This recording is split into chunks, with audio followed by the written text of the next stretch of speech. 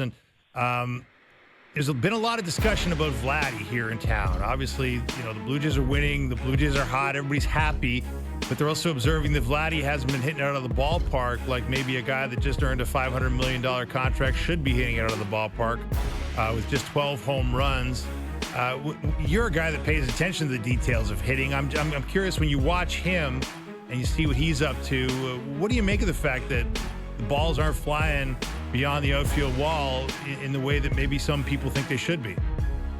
Yeah, I mean, look, beggars can't be choosers is the first thing I would say. Like, look, 10 games over 500 or 15 games over 500, whatever it is, and if the team's playing well, like, it really ultimately doesn't matter. And I think his ability to, really he's going to impact the lineup no matter how many homers he hits, right? Like, the threat, the fear, the imposition of having him in the middle of your order is similar to having Jose or Eddie or Josh in the lineup, right? Like, the production, it doesn't matter as much as the threat of the production, because what it's done is it's opened up a lot of opportunities for other guys, right? Like, I would rather Vlad Guerrero Jr. take his walks and stay in the strike zone and make sure that he's having competitive at-bats over and over again, because he's going to get his, right, whenever it happens. And people have seen Vlad go on runs that are, non-human in a lot of ways, because he's capable of it, right? So who's to say that he won't hit 30 in the second half, right? Like, we don't know. More than anything else, right? Like, I used to have a pitching coach at AA that used to say, homers are thrown, they're not hit. So, it's a combination of factors, and right, like, the one thing that you want to see from a guy like him is you want him to be taking his hits to right field. Like, when Vladdy's staying in the big part of the field, which is true for just about any hitter, that's when the whole field really opens up, and there are just a lot of different considerations. The signing the contract, how does it affect you? Like, being in the negotiations, all that stuff. It all plays a small role in it, right? It's taking up bandwidth somewhere. So, I'm not too worried about him. He's got hit in his DNA, so, like, he'll be just fine. And I'm rooting for the team to make a good run. I think I'm past the point now where I don't want any Blue Jays team to ever go past where we were, because I'll be jealous at that point. So, no, it's a good place to be. And things are going so well, we can be concerned about this. Julio Rodriguez will not be in the All-Star game. Randy Arozarena has been named to replace him, so George Springer gets stiffed again. Does that make any sense? No, I think George is, borderline Ben. He should be in the considerations for MVP this year. You've just seen the impact that, like, a healthy George Springer who's playing up to his capability has on a team. And certainly, like, if you just look at the makeup of the team, really, like, what's the biggest change over the last few years? Sure, you could point to, the young kids that are playing, but, like, having George as, like, a cornerstone guy, it doesn't really make sense. But then again, not a lot of things in Major League Baseball make sense. So, yeah, exactly. Well, hey, I was wondering, you've been a member of the Players Union. There's been rumblings of Rob Manfred, the commissioner, angling for a salary cap, the one sport of the four major North American sports that still doesn't have one. When you hear that, what goes through your mind? There's just a lot of caveats, right? There's a lot of nuance to the whole thing. Prior to becoming a big leaguer, I didn't know most of this stuff, and then I learned it along the way.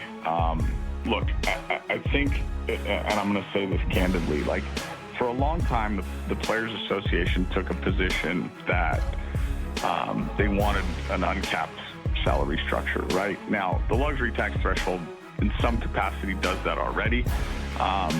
Unless you're a team like the Dodgers or the Yankees who, you're going to make infinity revenue if you want. So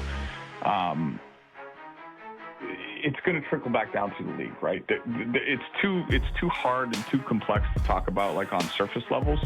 But what I will say is that not having a cap and not capping what the best players make, right? Like, the PA took a position for a long time of, like, we want our top end guys to get paid the most, and that'll have a trickle up effect.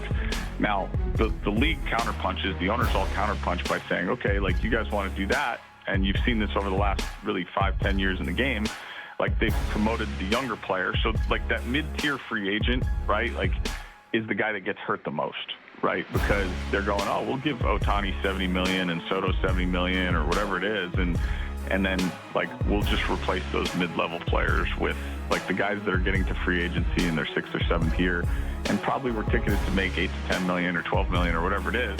Like we'll just replace those guys with $700,000 players. So there's just a lot of nuance. People have to give on one side or the other.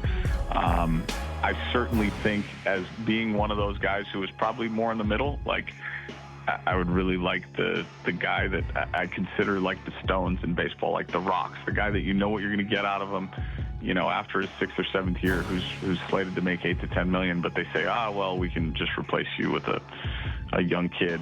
The difference is that young kid, you don't know how they're going to deal with the game emotionally. Like, right, you can look to Boston and see Christian Campbell and the up and down that he had this year, and now you've paid him a lot of money because you're trying to